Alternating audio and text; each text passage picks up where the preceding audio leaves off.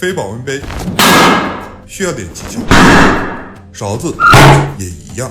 于是我们可准备2块铁皮，一起手做一件每人上手就会的现代标器。你如果直接折铁，那就太高，因此可先用纸片传世，它边缘规整时锋利无刀。你按照此图先折了2发手里剑，再按这个又折了几把苦，但它们均需要修炼，想完全拿捏并不容易。最终你灵机一动，想到纸飞机，这个我们多数人打小就会。如果你能这么折，那头部硬度暴涨，飞行稳定。最终换成铁皮，则硬度更高。只需如此，你简单折出外形，便会得到这个，